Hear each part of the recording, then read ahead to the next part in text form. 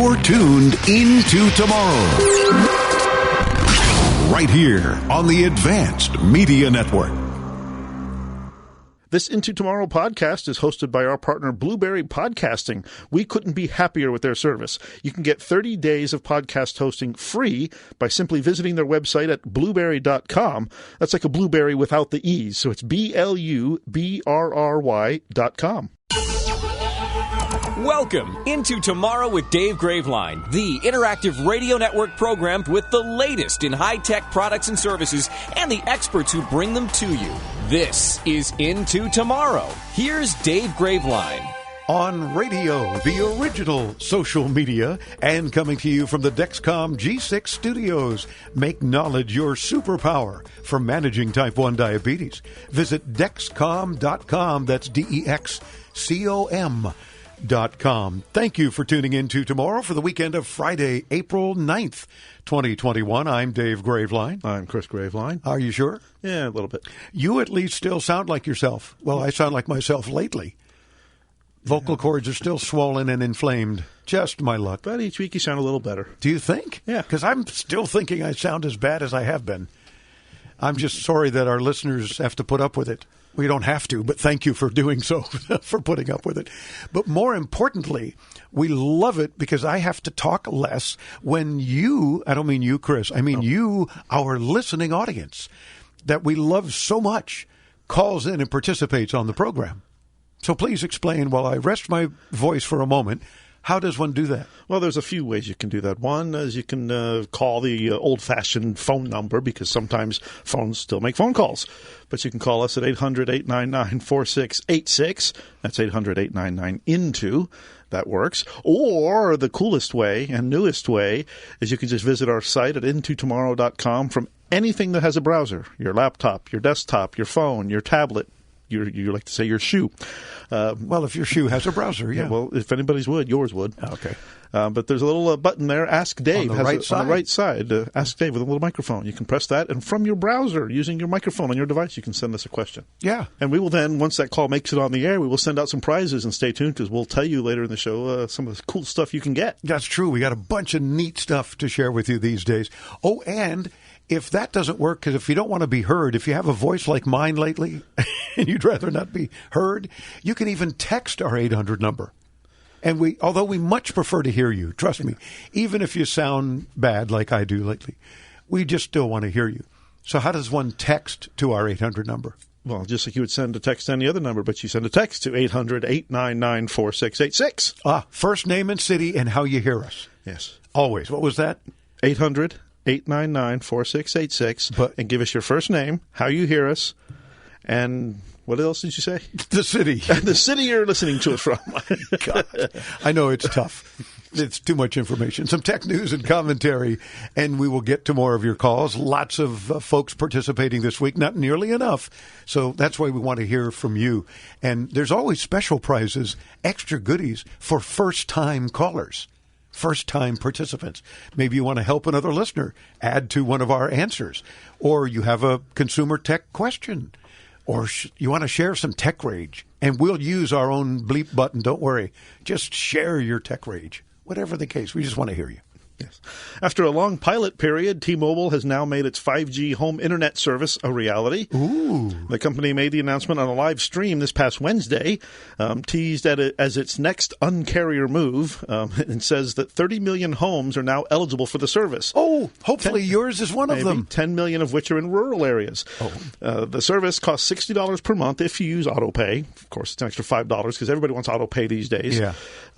It comes with no data caps, hardware or rental fees, or annual contracts. Nice. T-Mobile says that most customers will experience speeds of 100 megabits per second, and all eligible customers should see an average speeds of about 50 megabits per second. I get a 1 gigabit.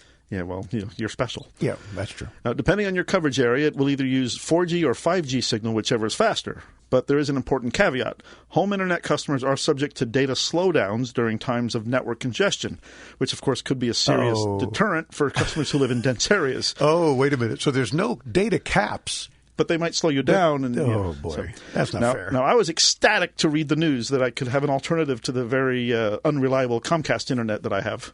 And I immediately went to their website. I put in my address. Yay! And it's not available in my area. Oh. Well, come on, T-Mobile. And make it available in Chris's area so he can slam Comcast some more and then promote you. And Verizon has been teasing the same thing, and I'm quote unquote on their list. So you'll even move to Verizon. I'll move to Verizon. Whoever gets it first, whoever can get me off of Comcast, I'll go with. Well, y'all better stay tuned, keep listening. But T-Mobile and Verizon, you're in a race for Chris's love. Mm-hmm. Basically for Chris's internet. Yeah. A user in a low-level hacking forum published the phone numbers and personal data of hundreds of millions of Facebook users, and they posted it all for free online. Business Insider reported that the leak includes personal info on 533 million Facebook users, including phone numbers, Facebook IDs, full names, locations, birth dates, bios, and in some cases, their email addresses. Great, as if we don't get enough spam already. So thank you, Facebook, for letting that happen. Facebook, of course, been grappling with data security issues for years now. In 2018, the social media giant disabled a feature that allowed users to search for one another using a phone number following revelations that the political firm Cambridge Analytica had accessed information on up to 87 million Facebook users without their knowledge or consent. You think they would have learned their lesson there. Yeah. And that was only 87 million Facebook users. This is now 533 million Facebook users. Yeah, but I saw something somewhere where Facebook was saying that it was scraped, it wasn't hacked, and it was several years old or something, or from something that was several years ago. I don't. So if you've been a faithful Facebook user for several years, you were most likely to be in trouble. Yeah, they're basically trying to pass off the blame and say it's not our fault, it's not a problem. Don't worry about it. Well, thank you, Zuckerberg, for doing yet another goofy thing to screw with people. Let us still keep spying on every aspect of your life. It's no problem. Don't worry. It's okay for Facebook. Yeah. But others, maybe not so much. TikTok creators will soon be able to add automatically generated captions to their videos. The option to add auto captions will appear in the editing page after a video has been uploaded. TikTok says the feature will be available in American, English, and Japanese, and coming to more languages in the coming months. So it's a good thing. Yep. Stay tuned for more and visit us at intotomorrow.com. Guys, by now, you've heard the great news. If you've wanted to try Viagra or Cialis, but were worried about the price, Blue Pills Direct can finally give you the results you've been looking for. Why pay almost $15 per pill when you can get the same results you need for only $2 per pill? That's right. Call today and receive 50 blue pills or 50 yellow pills for only $99. That's only $2 per pill and saves you almost $500 from your local pharmacy. Why wait? Call 888-914-4247 today and finally have those breathtaking, toe-curling moments again and again. Call 888-914-4247 right now, and we'll rush your order discreetly packaged to your door. Just call 888-914-4247. That's 888-914-4247. Call 888-914-4247.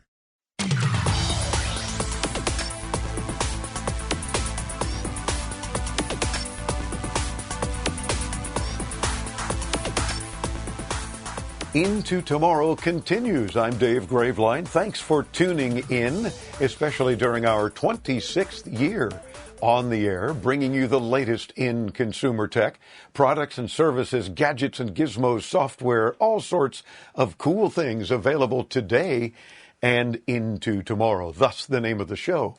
Aren't we clever? Our next guest's purpose is to redefine the personal security experience through hybrid technology with the consumer in mind, and he'll get you in and out of places with a finger. He's the inventor, CEO, and founder of BenjiLock. Robbie Cabral. Robbie, welcome into Tomorrow. How are you, sir? Well, Dave, it's an honor to be here. I'm pretty good. Tell you the truth, I'm actually a big fan of you because you are a CES veteran. Oh, very true. That's where basically BenjiLock started, and we personally haven't had a chance to meet. So hopefully now in this upcoming one, I don't know if it's going to be a hybrid 2022 or live, but I'm looking forward to seeing you there, and I'm actually pretty honored to be here on your show. Well, terrific. We're glad to have you because I've heard of you as well over the years. Certainly people who are fans of Shark Tank have heard of you, and we'll get to that as well. But yeah, 26 years covering CES, virtually this year, of course. But I'm in agreement with you. We're hoping it's an in-person event again, or a hybrid of sorts, but we'll be there, and then we'll get to meet. You should also, and I'll say it on the air because it's something we promote big time, you should consider joining us in September in Berlin for IFA.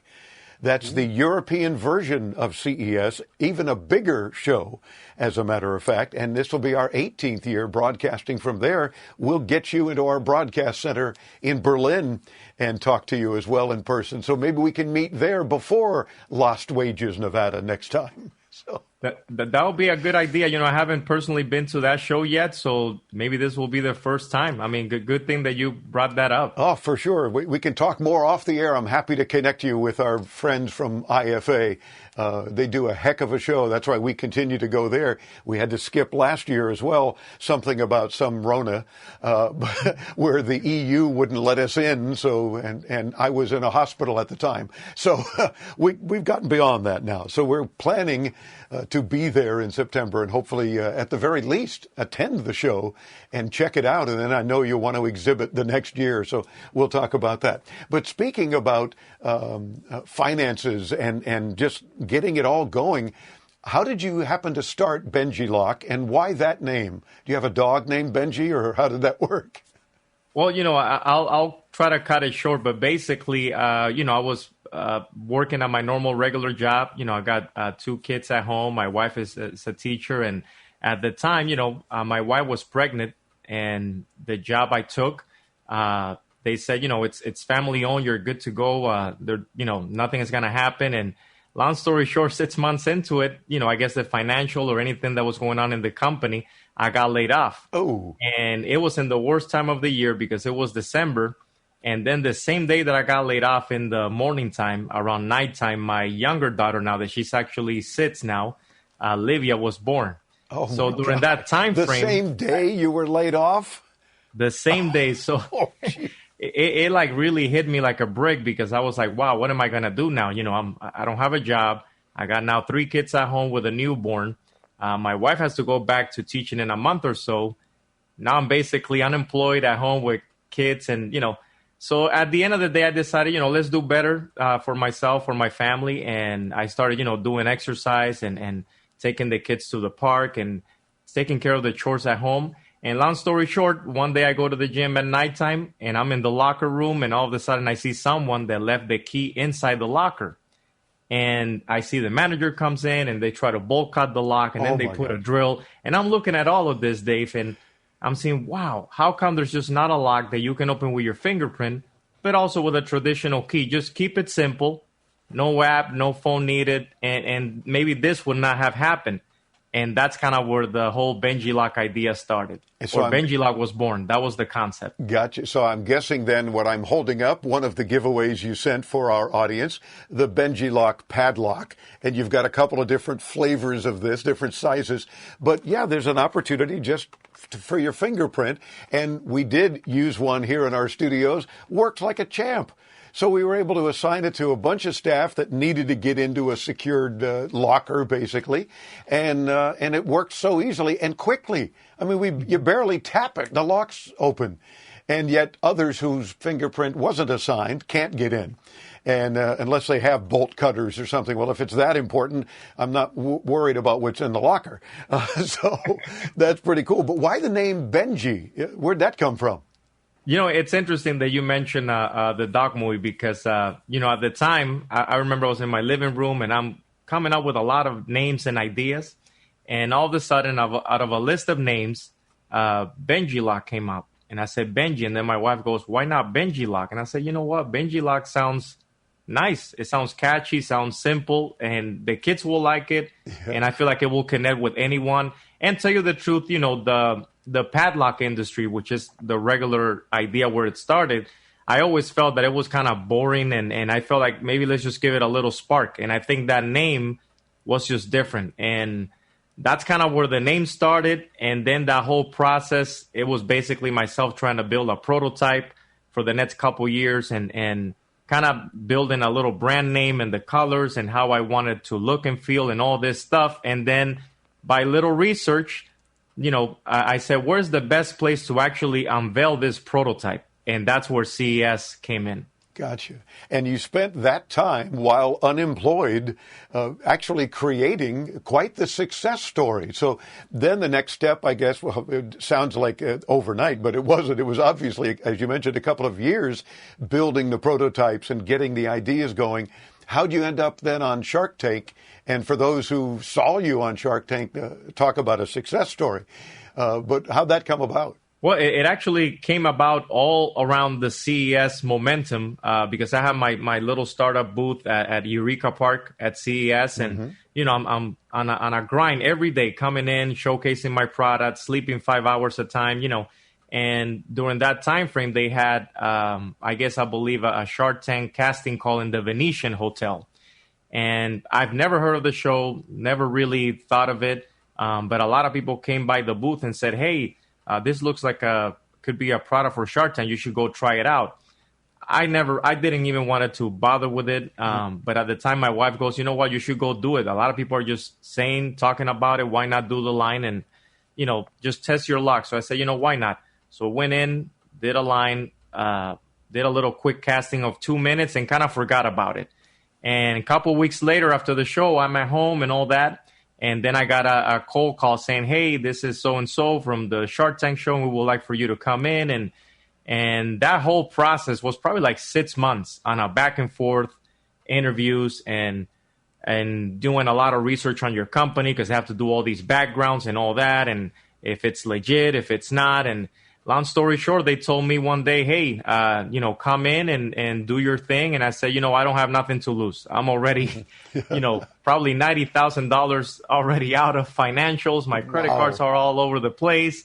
And why not? Just be yourself and see if it works out. And I think it was a good move for myself. Oh, it was definitely a good move. And then you ended up making a deal with Mr. Wonderful, right? Kevin O'Leary is the guy that was most impressed by you and your pitch. Correct. I mean, the show itself, it's accelerating because you don't know who you're gonna pitch the product literally until a couple minutes before, and then when you actually step into the show, you have to wait at least like 30 seconds before you actually start your pitch. So during those 30 seconds, a lot of people may not know this, but a lot of the sharks, they're all looking at their phones and looking at you and looking at your brand name and searching right away to see because they don't know who you are. So they want to make sure, who is this? What product is this? Can I get him on a question or something? And that was exhilarating. I was nervous, but I said, I don't have nothing to lose. And I think it helped me out a lot because I never really seen the show. I kind of went and was just myself. Wow. And while being myself, I think I noticed through all the sharks, they were all great, from Mark Cuban to Lori Grenier, Barbara Corcoran. I think at the time it was Alex Rodriguez, which in my case, I was almost connected because he's Dominican, I'm Dominican, and I felt that there was a good connection there too. But at the end of the day, I felt that Kevin O'Leary said one thing. He said, have you ever thought of licensing? And at the time, I had approach from companies and all that, but I thought to myself, I want to keep my brand name because I felt that as soon as you license, it's kind of like in the music industry that they sign you for a record deal, and all of a sudden a record comes out, and all of a sudden they said, well, this band or this artist is not going to make it anymore. Let's shelve it. Mm-hmm. And I felt that I did not want to be part of a corporation that they just take out the name and they just take your technology and that's it. Well, yeah, and if this is your baby, like one of your children that you've really nurtured all this time. So I couldn't agree more with, well, that might be interesting, but I don't think I want to do that. This is mine. I want to see it through. And when he asked that, it really touched me because I said, what, he's actually thinking kind of like where I've been thinking, that, he's thinking outside the box. And then he asked me a lot of questions too, and also he asked me, why do you have a guitar on set? And I said, well, I used to be a musician back in the day, and when you had to put your music instruments in the van, you had to lock it up on the back. And lo and behold, I didn't know that Kevin O'Leary, he loves playing guitar. He's a shredder. So those were things right away that I connected on an artistic way. And I felt that he knows business. That's not my forte. My forte has always been a creator. And that's why I think that partnership ended up being a great one. So that's why I went with him. And I think, Robbie, that it was probably so much better that you weren't familiar with the show. So you didn't have that anxiety on top of the initial anxiety anyway. You figured nothing to lose. What the heck? I'm going to go in. I'm going to do my pitch. I'm going to talk about my love for my products and my creativity. And if they like it, great. If they don't, nothing ventured, nothing lost kind of thing. And it worked out very well for you. Robbie, there's so much more to talk about that we've got to take a quick break and come back and chat more with the inventor, CEO, and founder of Benji Lock at benjilock.com, BENJI lock.com. Robbie Cabral, I'm Dave Graveline. Stay tuned. More Into Tomorrow coming up.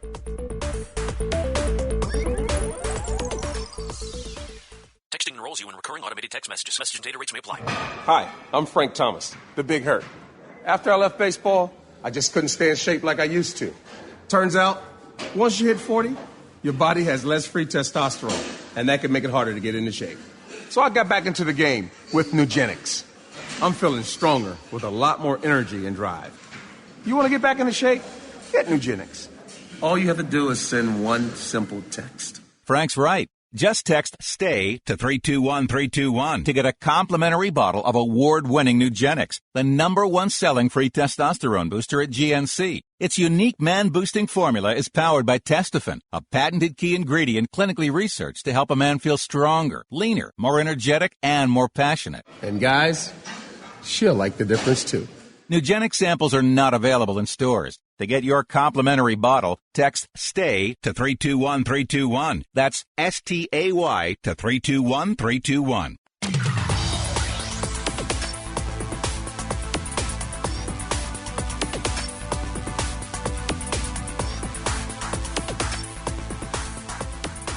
Welcome back, and thank you for tuning in to Tomorrow. It's our 26th year on the air. I'm Dave Graveline.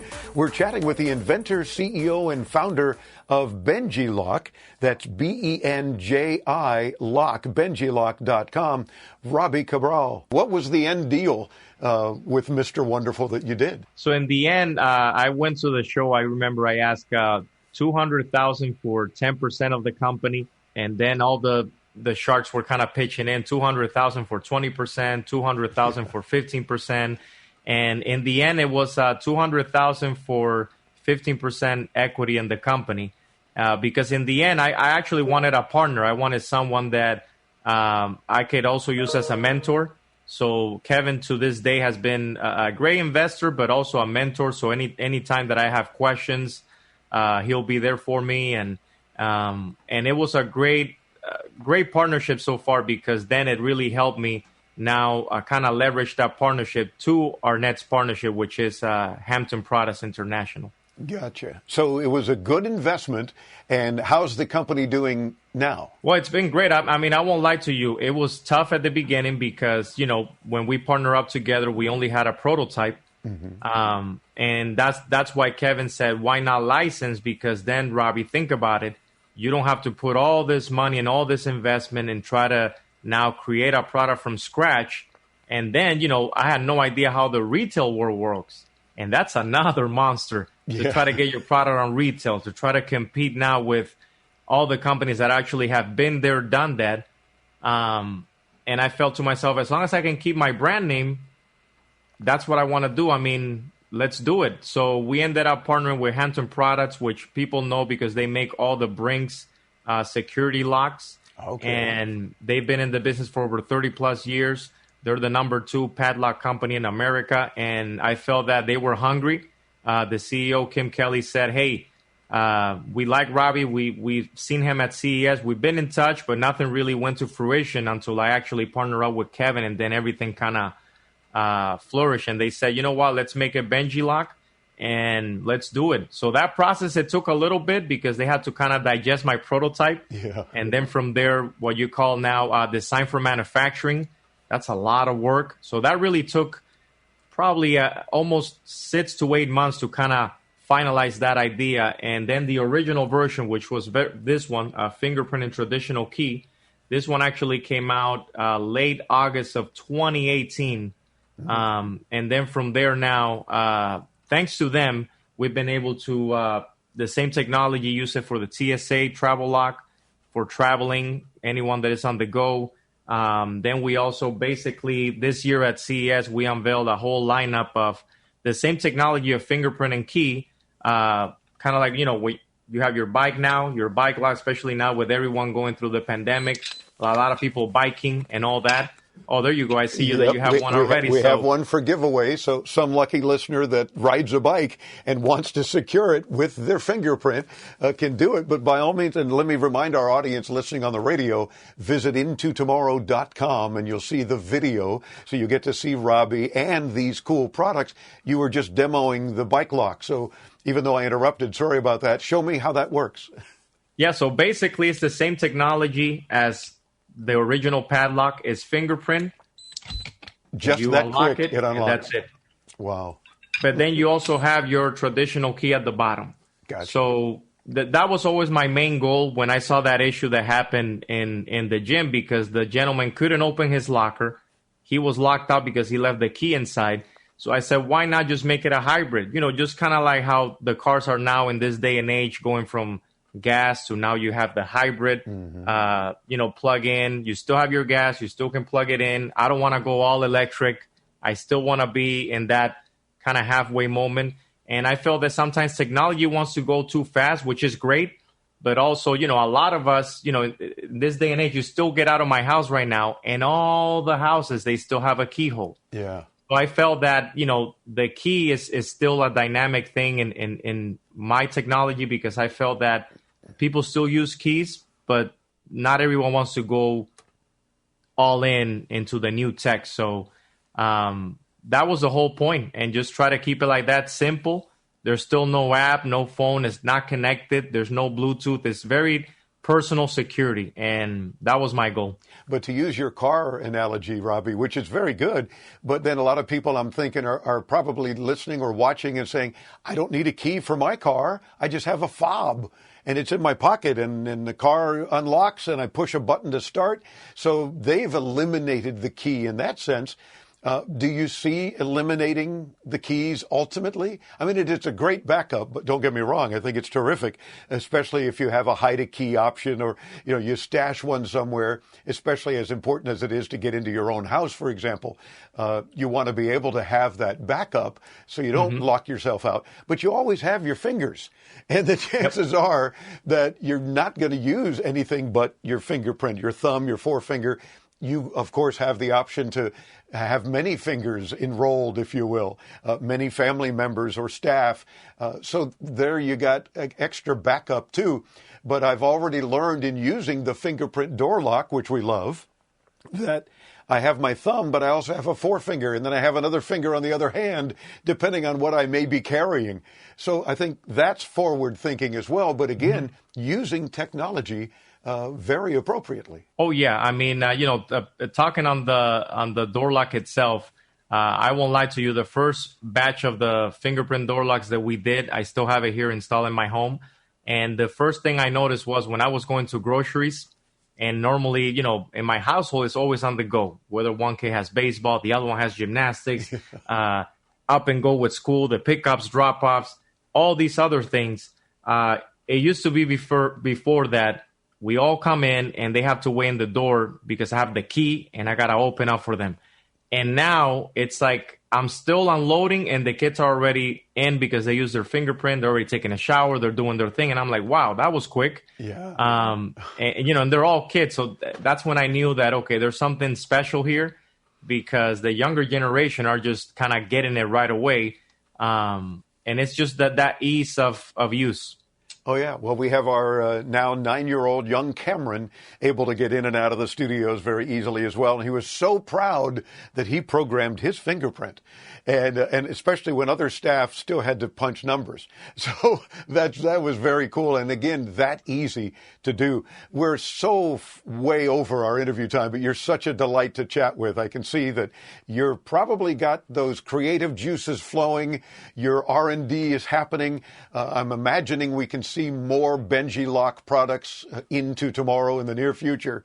And we'll have to get you back on to talk about them as well. Meantime, where can folks find the Benji Lock goodies? Oh, anytime through benjilock.com or buyhampton.com, and at your available retailer, whether it's Walmart, Home Depot, Lowe's, and even your non-traditional hardware stores like Beta or Urban Outfitters or Best Buy. Nice. That's the beauty of Benji Lock, that now we're able to not only go into your traditional hardware stores, but also these new up-and-coming retailers that you're not accustomed of seeing a lock. So that's the beauty of it, and also that kind of that partnership with Hampton Products, that they're able to not only manufacture the product, but help me distribute it all over North America. So very proud of that. Well, great success, and we're so happy for you, Robbie. You're a gentleman, a young man with a young family, and doing the right thing. It's the American dream, and we're very proud of you for being able to do that. And thank you for joining us on Into Tomorrow. Looking forward to having you back. Thank you, Dave. I appreciate it. Again, it's an honor, from a CES to another CES veteran. Hopefully this coming year we're going to see each other, and wishing you always the best. Terrific. And we appreciate that. BenjiLock.com is where you can see all the cool products and see what Robbie and his team now are up to. And, of course, intotomorrow.com is where we will link you to Robbie's site. We're back with more. I'm Dave Graveline. Stay tuned here on the Advanced Media Network. You don't need to be tech savvy to record and publish your own podcast, but we're guessing listeners of Into Tomorrow would pick it up pretty easily. And it's also less costly than you might imagine. Plans start at just $12 a month. Go to blueberry.com. That's BLUBRRY.com to start your free trial.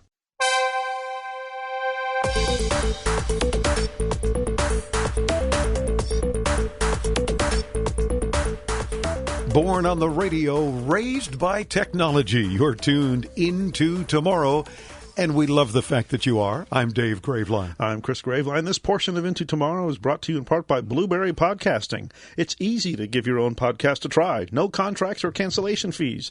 Go to BLUBRRY.com and start your free trial. So it's Blueberry without the E's. Blueberry without the E's. Gotcha. If you don't have our phone number saved in your phone, here it is so you can participate and win. 800-899-4686. That's 800-899-INTO.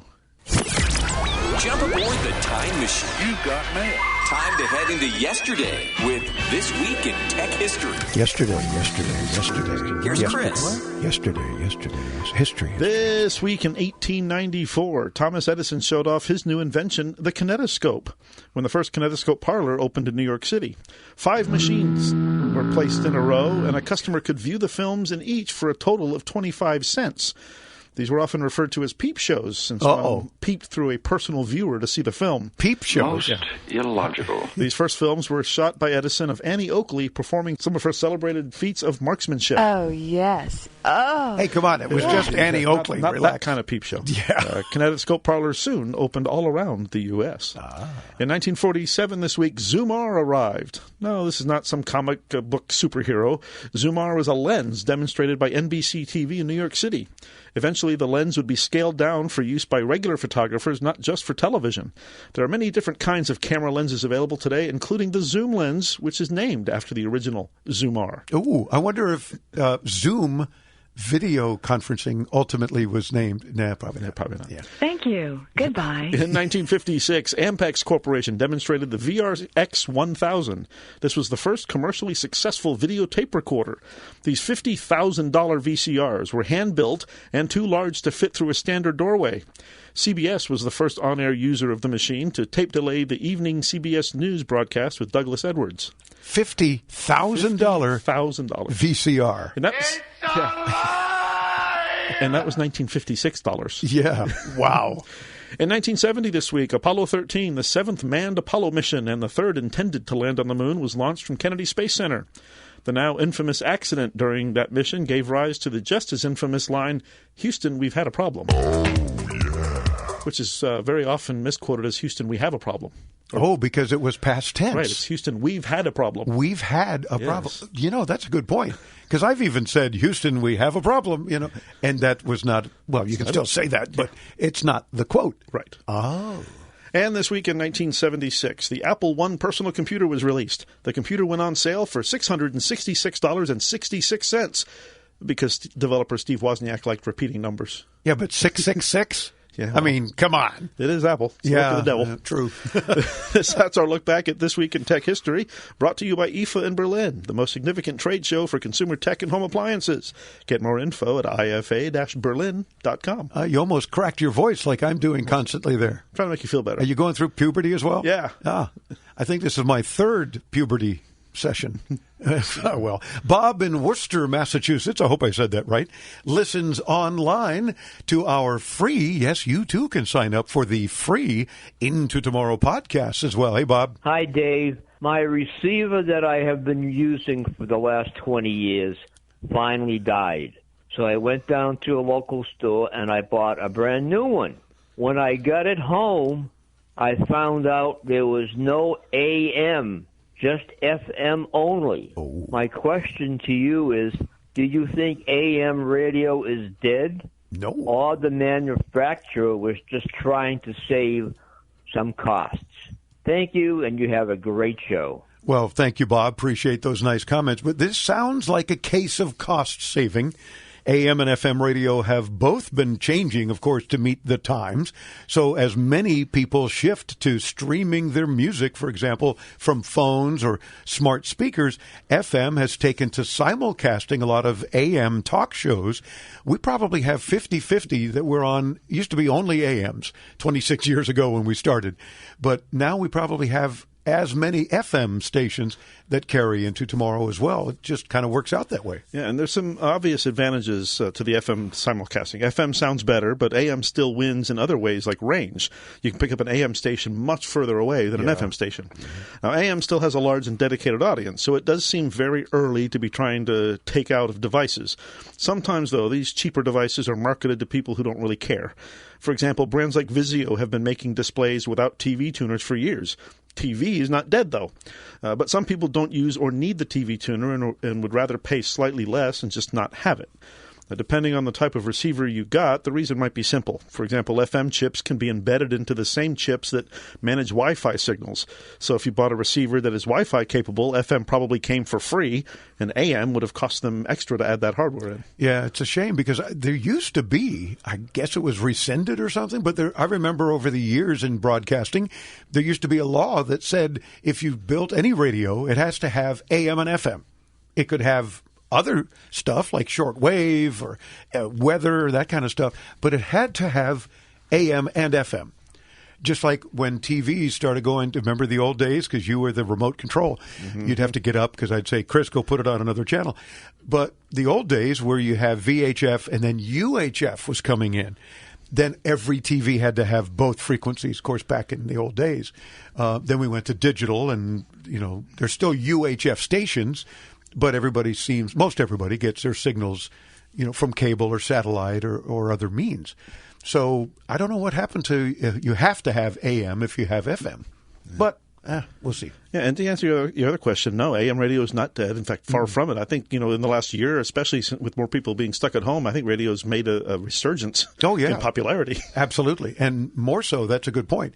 And we're still thrilled to be on all of our Into Tomorrow affiliates, AM and FM.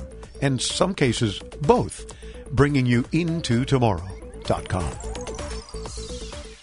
Attention, those of you looking to go on a fun vacation and see the world on the cheap. Today, the U.S. dollar is worth even more in other countries, so there's never been a better time to travel outside the USA. The dollar is worth over $1.30 in Canadian dollars, and it's the same for Australia. You can fly there today and have fun and maximize your travel dollar. Your U.S. dollar is worth over $3 in Brazilian reals, and it's worth over $18 in Mexican pesos. Plus, in Argentina, it's worth over $27 in Argentine pesos. Just think of the bargains you'll get. And the way you get the cheapest airfare to any destination is by calling Tickets That Cheap. Save up to 75% on your foreign vacation tickets. Don't wait. Call now. 800-586-8571. 800-586-8571. 800-586-8571. That's 800-586-8571.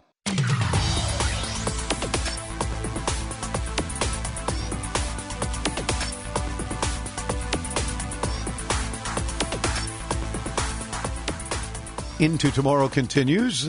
You were talking about the first ever VCR, but the one for consumers was made in 1956. It was the size of a piano.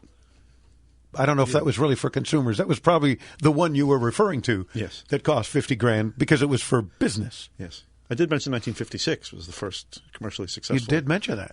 VCR. So the same one. So I knew we had a mention in here with one of our Into Tomorrow tech tidbits. Yeah. So I found it, even if I messed it up. And I'm Dave Graveline. I'll take the blame. And I'm Chris Graveline, and I'll give it to you. Yeah, I'll bet. This portion of Into Tomorrow is brought to you in part by HughesNet, high-speed satellite internet available where you live or work.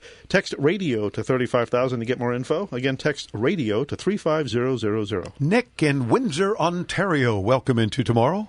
I've just started adding some smart devices like smart light bulbs, doorbells, and cameras. I'm the only one in the house. Will I need to get a new router too? I still use an Android box which goes over the Wi-Fi, so I'm wondering if all that contention might require a faster router. My router's maybe 6 years old. Well, Nick, no, you shouldn't need a new router just because you added a few extra devices unless your original router was very cheap and underpowered. Your new devices are typically relatively dormant most of the time and don't generate a lot of traffic or require a lot of bandwidth. Routers are not all equal, of course, so the fact that it was made 6 years ago doesn't tell us too much. For example, there were already some gigabit Wi-Fi routers out in the market 6 years ago, and a router that can handle a gigabit connection should certainly be able to handle a few more devices. Yeah, in theory, a home router should be able to handle in the neighborhood of 250 devices. But Wi-Fi is a very heavy protocol, so people like me who truly like home automation and truly dislike getting off the couch sometimes prefer lighter weight wireless protocols that just rely on home automation. Still, just you and a bunch of home devices are probably not going to be making your router sweat too much if it's a decent one. So change it if it gives you trouble, but it probably won't. Let's just mention real quick some prizes for those who call in, because call in, win stuff. We got them for you. Mention one or two of these items. We'll do our best to get them to you. No promises, no guarantees. From Infinicore, Wally Grip detachable wallet grip and stand for your smartphone. Puro Sound Labs wireless noise canceling headphones for kids. You'll want Dave's Love Handles. These are custom Into Tomorrow smartphone grips. From SanDisk, Ultra Dual Drive reversible traditional Type-C USB. And Pet Peanuts to help you manage your tech rage in a fun new way. There you go. And if you haven't done your taxes yet, we've got a bunch of online codes good for any of the TurboTax items. Participate on Into Tomorrow. Join us at intotomorrow.com.